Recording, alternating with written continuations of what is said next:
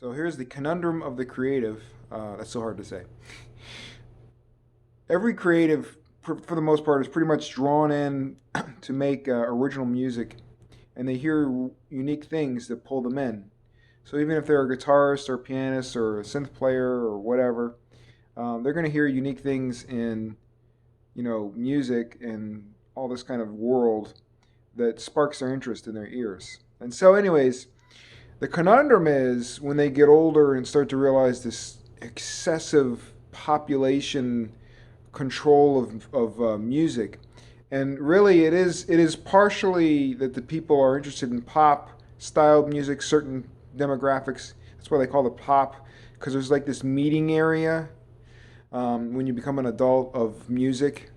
So there's like an adult version of music where it has a little bit of spice, but mostly it's bland. Okay, so this is the pop. Okay, anyways, the conundrum is where you have to pull some of that creativity back.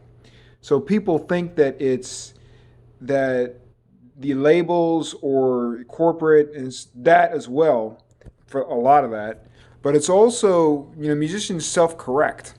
So if I play a bad note, I self-correct when I can, and if I do a bad song, I would try to not do that again, although it's nearly impossible for me.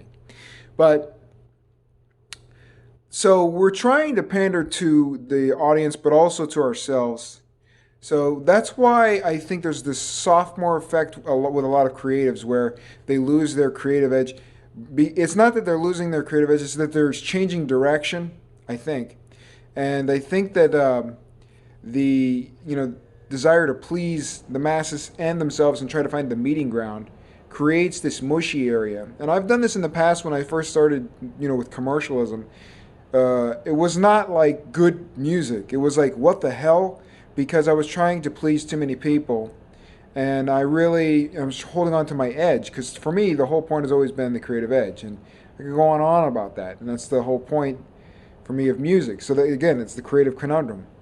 But the edge doesn't pay the bills unless you're literally paid or sponsored to be the edge. By the way, that background at the back of me is fake.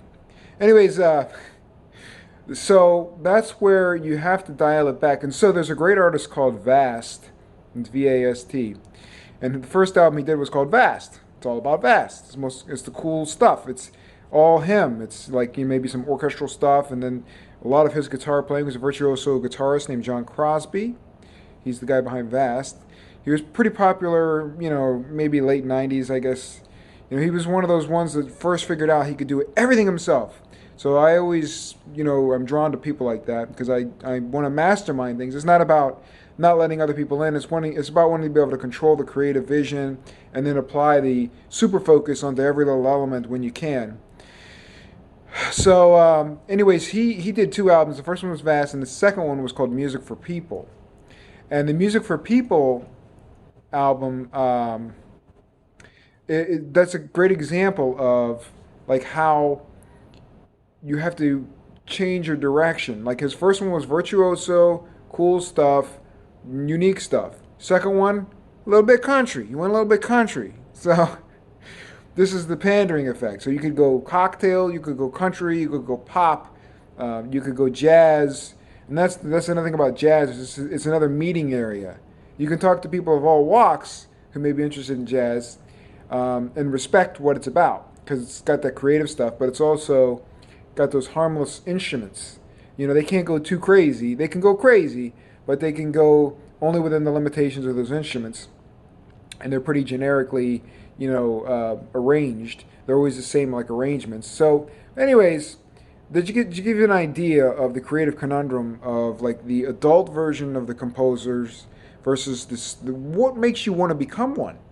So it's a battle as well because eventually you want to do away with all that and just make the music you always wanted to make now that you have this newfound strength and virtuosity and wisdom behind the music making and the setting that you're actually in, the conditioning of the world and all the elements that you have to battle against. So this is the creative conundrum. And it's ongoing for all artists. And that's why all music sounds so traced out because they're so afraid to, get away from what works. And so they even try to put their own little, signature onto other things. But again, that's a lot of that's corporate. But some of it is just the artists as well, trying to acquiesce to the crowd, because of course it's not just for them. The whole thing about the artists is they think that they hear something that other people don't hear, and so then they want to spread that, even if they hear it in another artist.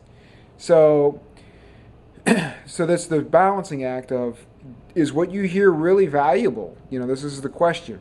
And if you are a virtuoso, type of person, then you're looking for so many different kinds of things. One of them's got to have some kind of value. So, anyways, that's it for now. Bye.